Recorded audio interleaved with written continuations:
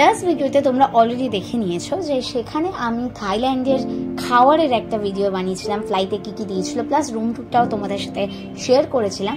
আমাদের হোটেলের লাগোয়া একটা বিচ ছিল, বিচটা লিটারালি ভীষণ সুন্দর ছিল, তাই আমি আর শিল্পাদি বেরিয়ে গেলাম বিচটাকে এক্সপ্লোর করতে। এবং বিচটা এক্সপ্লোর করতে গিয়ে দেখলাম বাইরে যে লেভেলের গরম, কলকাতায় থাকলে এর থেকে অনেক ভালো থাকতাম, বাট দ্যাটস আনফর্চুনেট, কিছু করার ছিল না।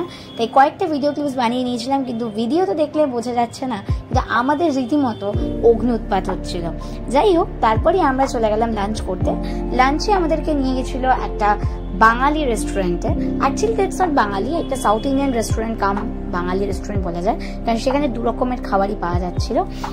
সেখানে গিয়ে মানে থাইল্যান্ডের জায়গায় গিয়ে বাঙালি খাবার দাবার খাওয়ার একটা সত্যি বলতে অত্যন্ত ভালো অনুভূতি। কারণ আমি কি এক্সপেক্টই করিনি যে ভাত, ডাল, তরকারি, মাংস, মাছ, চাটনি, দই, টক দই সব খেতে পারবো। তারপরে আমরা চলে গেছিলাম থাইল্যান্ডের বিখ্যাত জায়গা, সেটা হচ্ছে টাইগার পার্ক। পাটায়াতে যারা ঘুরতে এসছো, টাইগার পার্ক তাদের অবশ্যই নিয়ে যাবে, যারা নিয়ে যাচ্ছে তোমাদেরকে। কলকাতায় বসে বাঘ দেখতে চাইলে আমরা কি করি, চিড়িয়াখানা যাই, বা আরেকটু ভালো করে দেখতে চাইলে সুন্দরবনে যাই রয়্যাল বেঙ্গল টাইগার দেখতে। কিন্তু থাইল্যান্ডে বা পাটায়াতে গিয়ে বাঘকে শুধু দেখা নয়, বাঘকে ছোঁয়ার এক্সপিরিয়েন্স এটা সত্যি আলাদা। আমি সামান্য কুকুর দেখলেই সিলিং ফ্যানের উপর উঠে যাই, সেখানে বাঘ দেখলে যে মহাকাশে উঠিনি, এই অনেক বড় ভাগ্য আমার। যাই হোক, তারপর ওখান থেকে আমরা বাঘের সাথে কতগুলো ফটো তুলে বাঘকে এক্সপ্লোর করতে বেরিয়ে যাবো। আমাদের গাইড হয় বাঘ মামা। বাঘ মামার পথ প্রদর্শক হয়ে আমরা যেতে থাকি আরো অনেক বাঘ মামাকে দেখতে। শহরটা সত্যি বলতে ভীষণ সুন্দর, ছোট্ট একটা শহর।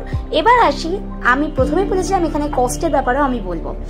যারা থাইল্যান্ডে একা যেতে চাইছো, তাদের প্রথম ডেস্টিনেশন থাইল্যান্ডে গিয়ে বা পাটায়াতে গিয়ে হবে হচ্ছে টাইগার পার্ক। কিভাবে যাবে তোমরা টাইগার পার্ক? তোমরা যে কোনো ক্যাব হায়ার করতে পারো, বা ছোট টোটো মতো যে গাড়িগুলো হয় ওখানে, ওইগুলো করে তোমরা যেতে পারো। পাটায়া ভীষণ এক্সপেন্সিভ নয়, তাই আমার মতে বলে তোমরা যদি ফ্যামিলি নিয়ে যাও বা যাদের সাথেই যাচ্ছ না কেন, সব থেকে বেস্ট হচ্ছে ওই ছোট গাড়িগুলো করে চলে যাও। ওখানে গিয়ে তোমরা প্রথমেই যেটা করবে, ওখানে ছোট ছোট প্যাকেজ থাকে, স্মল টাইগার, বিগ টাইগার, এরকম বিভিন্ন রকম প্যাকেজ থাকে। এবং তার সাথে শুধু টাইগারের ফটো তোলা, ছবি তোলাই নয়, তার সাথে তুমি চাইলে ওখানে একটা ছোট গাড়ি থাকে, যে গাড়িগুলো করে পুরো একটা কভার দেওয়া গাড়ি থাকে, যেটাতে তোমরা টাইগার গুলোকে দেখতে পাবে একদম সামনে থেকে। তো সেইটা একবারে তোমরা যে কোনো পছন্দ মতো প্যাকেজ বা কম্বো বুক করে তোমরা যেতে পারো। এটা একটা খুব ভালো সুবিধা। এবং তার সাথে আমি একটা কথা মেনশন করে দিই, আমি প্রথমে বলিনি যে কারেন্সি চেঞ্জ তোমরা কোথায় করবে। তোমরা এয়ারপোর্টেও কারেন্সি চেঞ্জ করতে পারো, বা তোমরা চাইলে ওখানে গিয়েও কারেন্সি চেঞ্জ করতে পারো। এখানে বাঙালিরা যেটাকে টাকা বলে বা ইন্ডিয়ানরা যেটাকে টাকা বলে, সেটা কিন্তু ওখানে ওদের ভাষায় বলে ভাট। তো তোমাদের ওখানে গিয়ে ভাট এক্সচেঞ্জ করতে হবে। দেন আমরা কাম টু দ্য ভিডিও। আমরা তো ওখান থেকে আমাদেরকে পুরোটা HDFC থেকে নিয়ে যাওয়া যেহেতু হয়েছিল, আমাদের বাসে করে নিয়ে যাওয়া হয়েছিল। ওখান থেকে আমরা চলে আসি আবার হোটেল পুল এরিয়াটা অলরেডি তোমাদের দেখিয়ে নিলাম। আর এটা হচ্ছে পাটায়ার সন্ধ্যেবেলা। পাটায়ার সন্ধ্যেবেলা দারুণ করে সাজায়। Pattaya actually famous for walking street, এবং ওয়াকিং স্ট্রিটে আমাদের নিয়ে যাওয়া একদম লাস্টে। আমাদের ওখান থেকে নিয়ে যাওয়া হয় ক্রুজ গালা পার্টিতে। খুব সুন্দর করে ক্রুজটা সাজানো হয়।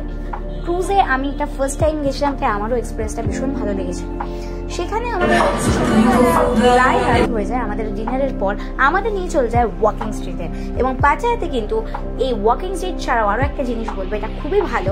এই ক্রুজ পার্টিগুলো যেহেতু প্রত্যেকটা নাইটে হয়, তাই প্রত্যেকটা নাইটে কিন্তু পাটায়া পুলিশ পুরোটা দেখভাল করে যে সবাই ঠিকঠাক আছে কিনা, অ্যাজ ইউজুয়াল কেউ জলে পড়ে যাচ্ছে কিনা অ্যান্ড অল। এটার জন্য কিন্তু ছোট ছোট ক্রুজ নিয়ে তারা কিন্তু পুরো রাতটা ঘুরে বেড়ায়। পাটায়ার পরে, ওয়াকিং স্ট্রিটের পরে আমাদের হোটেলে নিয়ে আসা, এবং হোটেলে আস্তে আস্তে এই বিচটার উপর দিয়ে আসে। বিচটা খুবই সুন্দর এবং বিচটা ভীষণ ফেমাস, কারণ এই বিচটাতে সারা রাতই তোমরা থাকতে পারো। সে যদি কেউ পাটায়ারা নিজেরা যাও, তাহলে পাটায়াতে তোমরা কোথায় থাকবে? হোটেলে তো অবশ্যই থাকার জায়গা আছে।